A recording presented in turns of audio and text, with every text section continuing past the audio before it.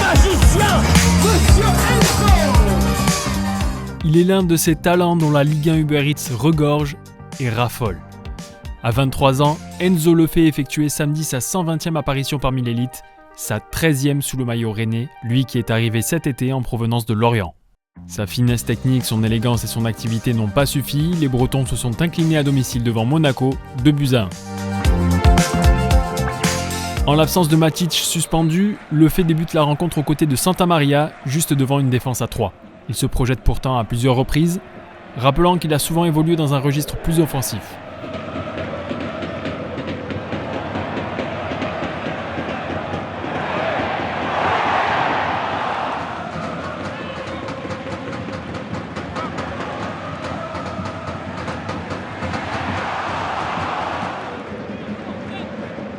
Dans une première période fermée, l'international espoir est surveillé de près par Camara et Fofana, mais il gratte lui aussi quelques précieux ballons. Lefebvre est d'ailleurs le 3e rennais qui en récupère le plus après les absents du jour, Matic et Assigno.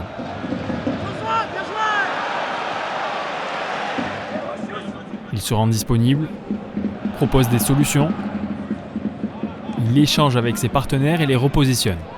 J'ai pas forcément le rôle de cadre dans le vestiaire parce que je suis pas quelqu'un qui s'exprime beaucoup, mais sur le terrain, je suis dans mon domaine donc j'aime bien parler. Je pense que j'ai une bonne lecture du football aussi, donc j'essaie de parler pour guider un peu sur des aspects tactiques. Ça me permet aussi de rester dans le match et de rester concentré.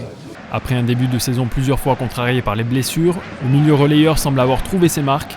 Son toucher de balle permet à plusieurs reprises de sortir les rouges et noirs du pressing haut des visiteurs. Clément Turpin siffle la pause sans que les filets du Roazhon Park n'aient tremblé.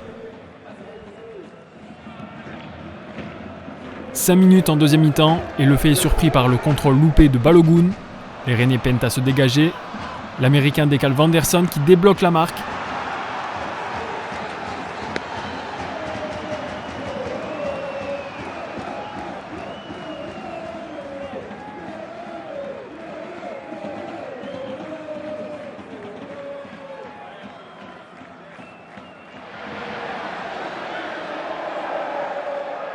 Malgré son petit gabarit, Lefebvre résiste bien aux secousses.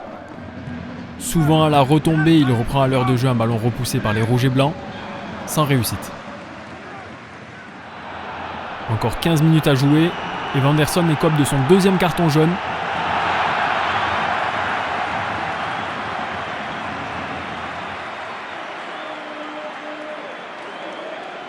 Les locaux se retrouvent à 11 contre 10 et poussent.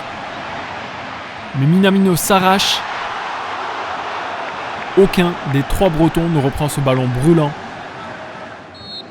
Corner de Bourigeaud. Tête de Théâtre.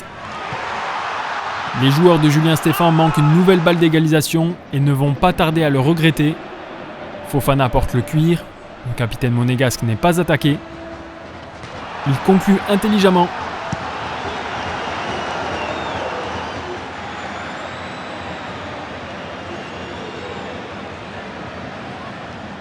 L'international français est malheureux quelques minutes plus tard lorsqu'il fait faute sur Doué.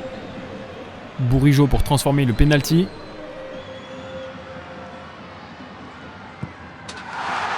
Plus qu'un but d'écart. La réaction qu'on a après leur 2e but, on doit l'avoir après leur carton rouge directement. Et justement, c'est là où je trouve qu'on a été un peu trop endormis.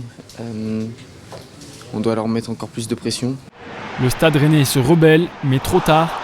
Philippe Keun résiste au siège et préserve 3 points importants pour rester dans les talons de Paris et Nice, également victorieux ce week-end.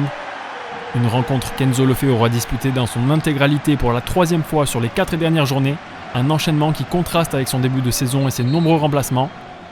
J'ai eu une période très difficile où je n'arrivais pas à m'intégrer, pas forcément dans le groupe, mais surtout au niveau de mon football. Je commence à retrouver petit à petit aussi le football que je sais faire. Donc voilà, il faut continuer parce que j'espère qu'il aidera l'équipe à rebondir dans cette période difficile. Premiers de leur groupe en Ligue Europa, les Bretons peinent à atteindre la même efficacité en championnat avec seulement 3 victoires en 15 matchs. Pour leurs 2 dernières rencontres de l'année en Ligue 1 Uber Eats, ils iront à Toulouse puis à Clermont. 2 déplacements lors desquels ils pourront certainement s'appuyer sur un garçon qui, seulement quelques mois après son arrivée, ressemble déjà à une valeur sûre.